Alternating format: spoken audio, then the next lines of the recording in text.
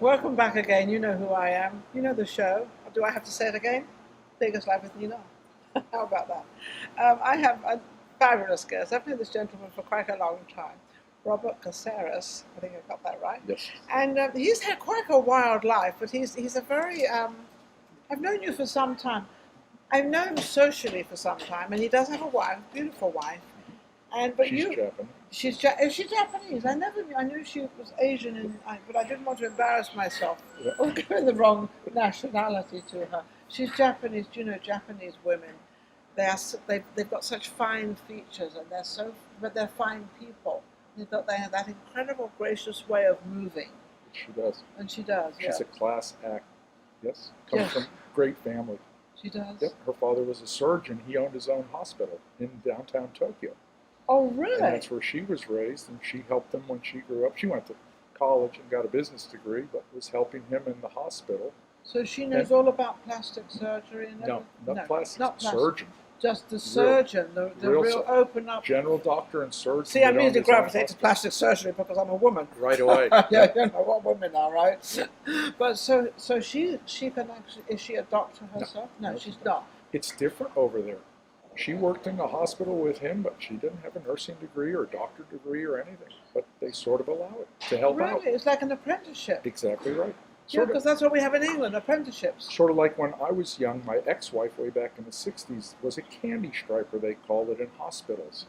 And that was she was a high school girl, and they'd help out in the hospitals and help the nurses and doctors do the That's what we work. call it in England. In England, we have apprentices, and it could be for PR, it could be for hairdressing, it could be for anything. And you actually have 3 years of training. But you don't, and then you get then I think the person gives you the quality, but it's not like a big school degree or anything like that. Right. It's fabulous. So let's get to you, Robert. Yes. What have you? This guy's had quite a life, I'm telling you. Yeah. Do you have about 10 hours? Yeah, I got as much time. So, well, I don't know. My producer just put the finger up like this too, and that means I have 2 minutes. Yeah. Luckily, she doesn't put the other finger up. Yeah. Anyway. Yeah, lucky. The interest in my life started when I was 5 years old, because my father was a diplomat. He worked for the Honduran consulate. He was consul general to Honduras for 35 years of his life. In Honduras? In Honduras when he started, but his first duty station was San Francisco, California, and he came there in 1938. Oh my goodness. Yep, and met my mother on Treasure Island, which is that flat island between the two Bay Bridges, the Oakland Bay Bridge and the San Francisco Bay Bridge. Yes. And it was the 1939 World's Exposition or World's Fair, one or the other. Yeah. And met my mother there in 39. And then they married. My dad was still supporting his grandmother down in Honduras, which Latins do that. They take care of their family. They always do. They've always done that. That's definitely what they do. Yeah. And my father was raised by his grandmother because his mother passed away young, and so did his father. So did you move around in different places all the time? Yep, and that's where it started. My traveling career as a little 5-year-old started when my father got transferred to Mexico City.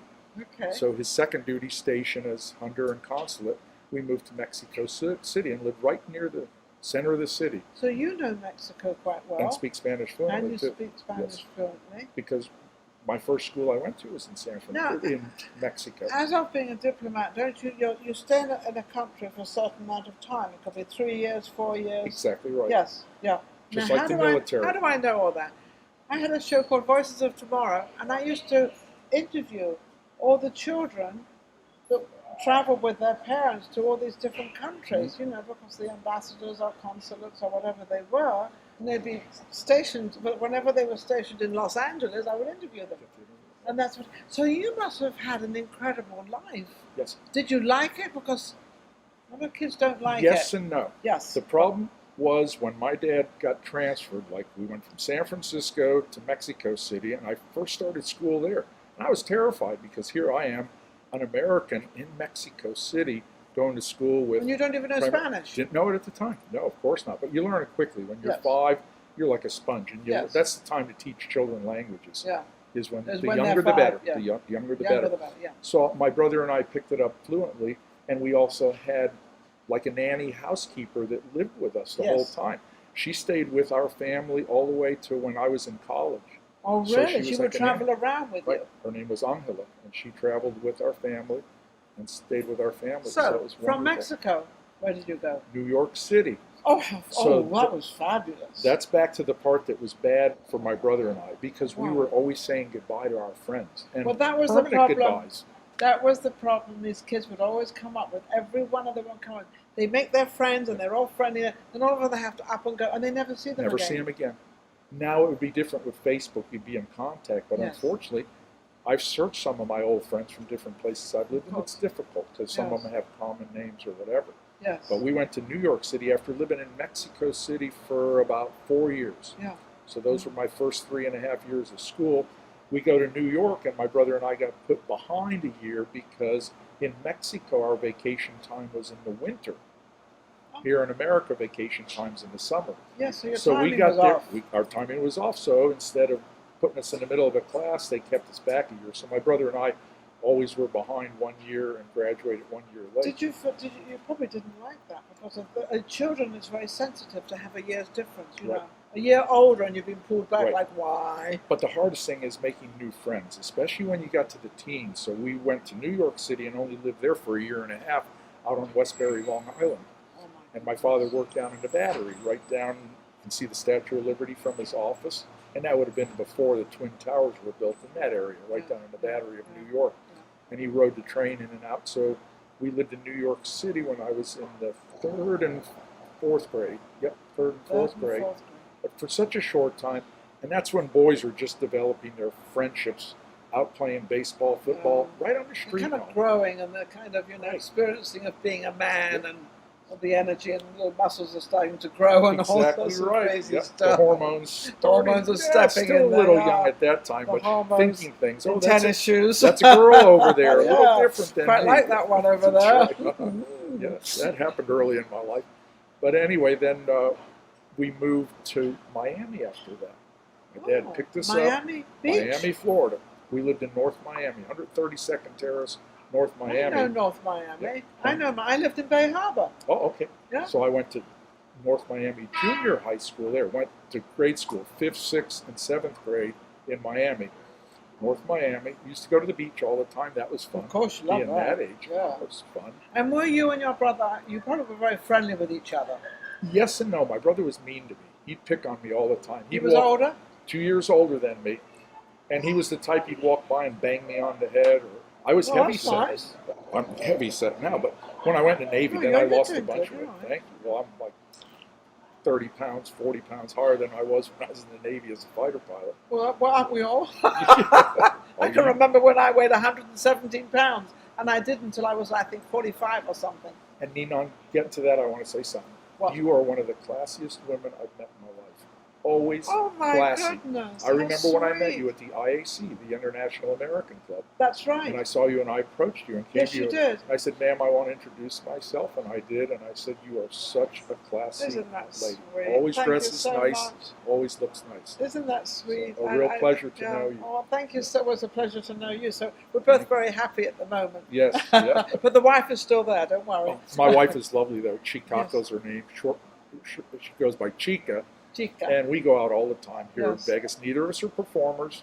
No. We don't sing, but we love to support. Oh, you the sing a local lot. They entertainers. sing a lot.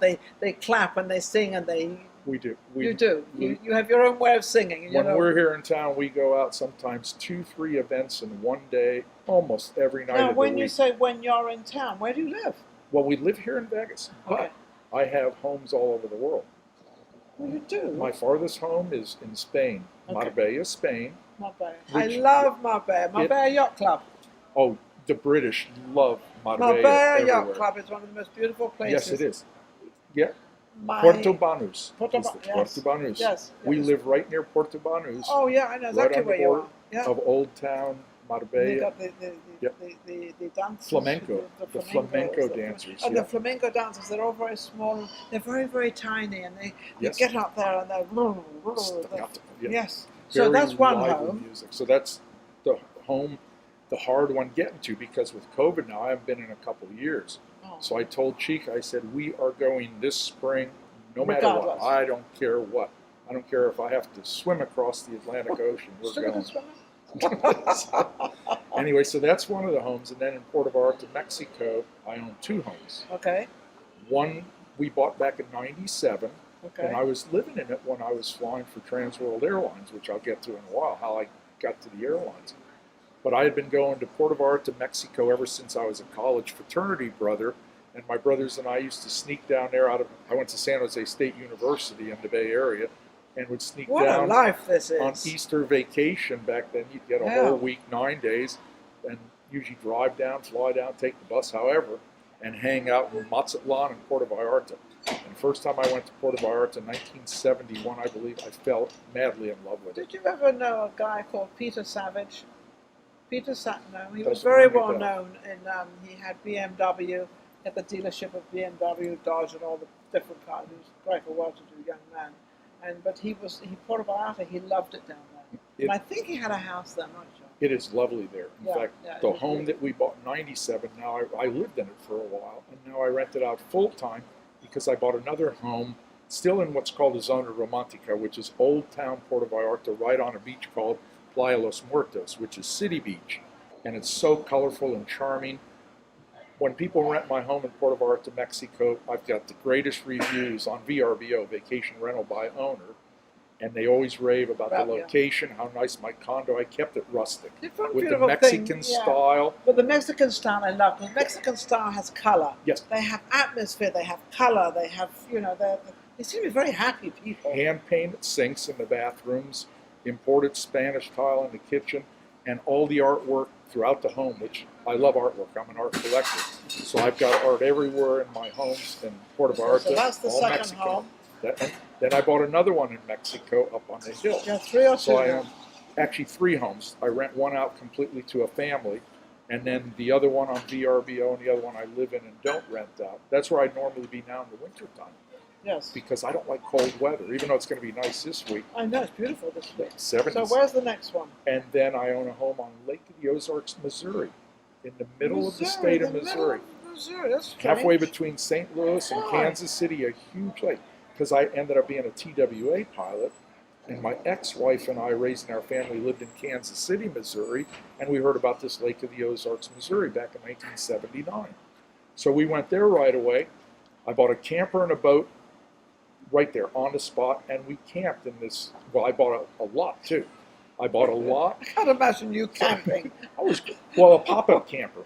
You know, he folds out. And Pop-up pile. Yeah. I can't imagine you in a camp for some reason. Well, that was way back when I was in my 30s. Yeah. You know. So how many children do you have? One daughter. One daughter. Her name's Crystal. And how many brothers and sisters? One brother, Raul. Yes. Caceres, and he's 2 years older than me. He lives up the way in Reno. Reno. Okay. Why Reno? I don't know. I don't know Reno. Well, Lake Tahoe's lovely. Tahoe's beautiful. I've been given 2 minutes. I've got 2 minutes left. Okay. So anyway, back to... How did you get to a pilot? So we got all the... Okay. Got to a pilot because since 5 years old, when we flew on our first airplane from San Francisco to Mexico, I fell in love with flying because the pilots invited my brother and I up into the cockpit. When we came out, my mom and dad said, "How was that?" And we both said, "We want to be airline pilots when we grow up." I was 5 and 7. Oh, how sweet. So I started taking pilot lessons when I was 15 years old, got my license right when I turned 16, around the same time I got my driver's license. My brother used to drive me to San Jose Airport, got my license, soloed in 4 hours, got my license in 40 hours, and then flew all through high school and college. You've got a lot of tenacity, haven't you? Yes. You love life, don't you? I love my life. Love it. Isn't that nice? You know, not many people can say, I love my life. I've had the most beautiful life any woman could have. So, well, we won't go there. But the same thing. Anyway, I joined the Navy because I wanted to go to the airlines, but the airlines said you need to go to Vietnam. Do your service first when I was in college. So I went and joined the U.S. Navy and became a fighter pilot, did 2 tours to Vietnam, 8 years in the Navy, flying high-performance jets on and off aircraft carriers for 8 years. So you were in the Vietnam War? Yes, end of the Vietnam War. Because that's very, you know... A lot of my friends didn't make it back, even in aviation. Aviation landing on and off carriers is very dangerous. Yeah. So not just but war. You wanted to stay alive, so sure. I'm here and love it. So, and then I was a flight instructor, advanced jet in the Navy down in Texas. And then the airline started hiring in 1978, and that was my dream, to be an airline pilot. So I applied to 6 airlines, all 6 hired me, and I picked Trans World Airlines. Why Trans World? Because international. Pan Am wasn't hiring. I would have liked to go on Pan American Air. Well, yeah, Pan American was the real. Worldwide. I've flown that many times, but then they became international. Right, and TWA, of course, Howard Hughes and all that, big here in Vegas, very big. Yeah. So I hired on with TWA in 1978. What a history this is, and then ended up I always upbid it and ended up flying 747 International out of JFK, John F. Kennedy in New York. So I had a place in New York. At the time I was living in Kansas City, Missouri, that I had a house. And then my wife, I met her in 1991 in Tokyo, Japan. We've been together over 30 years because I was on a contract for All Nippon Airways. Okay. From TWA, I got deep selected, and there were 33 crews that got to fly for All Nippon Airways. So I was based in Tokyo, Japan, and met Chika there in 1991. But so it's been quite a history, and it's been absolutely amazing. And my producers sort of so we're going to have you back again and have the rest of the story because this is a fabulous story. I said you need 10 hours. Yes, we need My a life few is hours. very interesting. It's fascinating, it's interesting. And what is your goal right now in a short time? What are you to just travel to have more. fun? This COVID has put a kick in my you-know-what. Well, yes, but it's also put you back, and now you're thinking, where do I really want to go now? Right. And what do I really want to do? You know, in case I get shut out again. Yep. So on that, I want to thank Robert. It has been absolutely amazing. Thank you so much. You know, it's just nice to have somebody that you're not really doing anything at the moment, but from what you've done all through your life, you're able to do what you do now, and to travel, take care of his wife, and have a good time.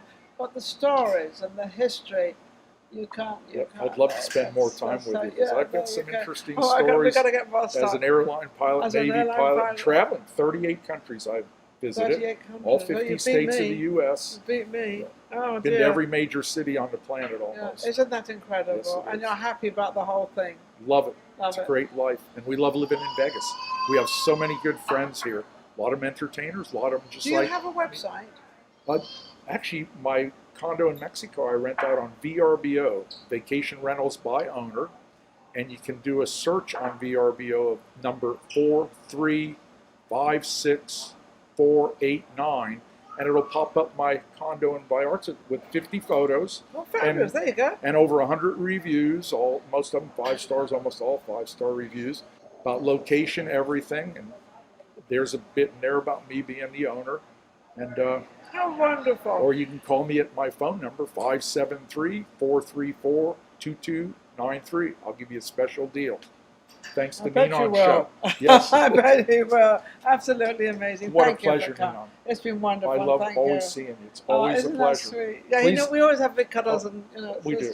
We always do. It's always exciting. Hey, how are you? Thank you for watching Vegas Live with Ninon. We will be right back with our next guest. Take care.